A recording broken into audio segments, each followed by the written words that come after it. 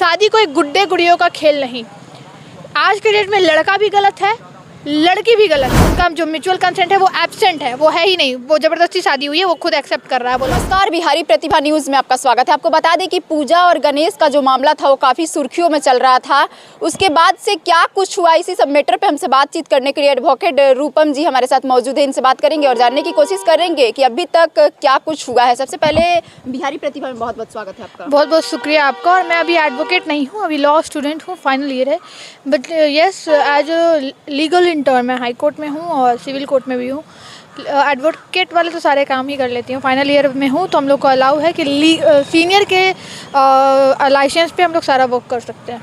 जो पूजा और गणेश का मामला जो था काफ़ी सुर्खियों में चल रहा था। जिस तरीके से जो पूजा नाम की लड़की थी, शादी जबरन कह रही है कि उसकी सास कह रही थी कि जबरन शादी करवाया गया है, वो बोल रही है कि जबरन शादी नहीं हुआ है। 5 साल से जैसा जो चीज़ मैं देख पा रही हूँ, जो आज जिस तरीके का मामला चल रहा है बिहार में, जैसा कहते हैं ना, मुद्दा खोजने की ज़रूरत नहीं पड़ती है, मुद्दा खुद चल के आता है। कभी राजनीतिक मुद्दा देखिए तो कभी सामाजिक मुद्दा देखिए। और हमारे देश में, विदेश में, बिहार में, प्रदेश में मुद्दाओं की तो मतलब लगता है कि खोजने की ज़रूरत नहीं। मतलब आओ, कहते हैं ना, आओ बैल मुझे मार, ये वाली कहानी हो जाती है मुद्दा को लेकर।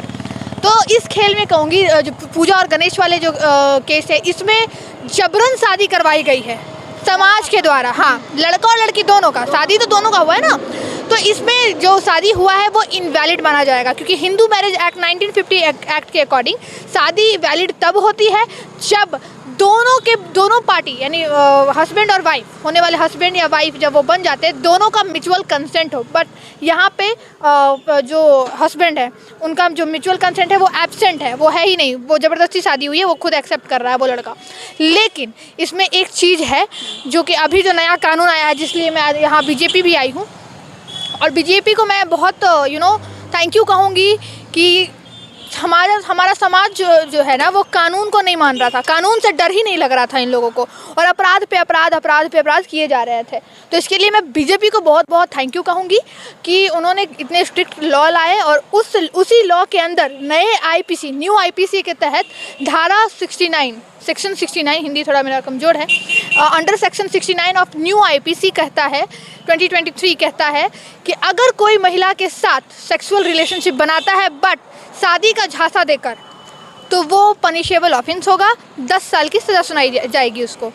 अगर फॉल पाया जाता है, cause of action as per section 69 of new IPC 2023 के तहत पाया गया, तो आप 2023 सॉरी, तो आप जो है पनिशेबल ऑफेंस। लड़की का कहना था कि 5 साल से हम लोग रिलेशनशिप में थे और शारीरिक संबंध भी लड़का बनाता था मेरे साथ, तो शादी का झांसा देकर बनाता था ना, तो फिर वो लाइबल है। और कुछ लोग, कुछ तथाकथित पत्रकार या कुछ लोग, कुछ तथाकथित समाज सेविका जो वहाँ पे जाकर उस लड़की को डिफेम करने का काम कर रही थी, उनको मेरा मैसेज है कि आप लोग थोड़ा लॉ पढ़ लीजिए, तब सामाजिक कार्यों में उतरे, तब ज़्यादा अच्छा होगा। नहीं तो आप देख लीजिए लॉ का क्या क्या स्कोप है। लड़की जो है लड़के के घर पे जाके रह रही है और कहीं ना कहीं शादी करेगी तो जाके रहेगी ना। हाँ। उसके आगे पीछे तो अभी कोई नहीं है। मम्मी कह रही है कि शादी को हम मानते ही नहीं, जबरन शादी कराया गया है। तो आप लीगल प्रोसीडिंग में जाते, आप 51 लाख रुपए का दहेज कैसे मांग कर रही हैं?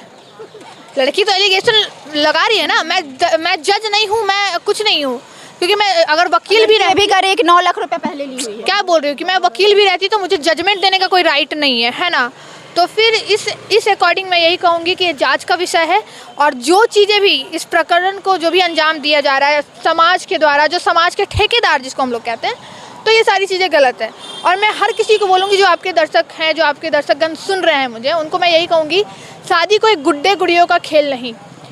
आज के डेट में लड़का भी गलत है, लड़की भी गलत है। ऐसा नहीं है कि सिर्फ लड़का ही गलत है और मैं सिर्फ लड़की के सपोर्ट में बोल रही हूँ, नहीं, लड़की की भी गलती है। लेकिन कब? लड़की एक्चुअली क्या होता है ना, हम लड़कियां सेंसिटिव होती है बहुत, मेंटली, फिजिकली, हम लोग को इमोशनली करके लोग अटैच कर लेते हैं। ये मैं नहीं कहती, ये साइकोलॉजी भी कहता है।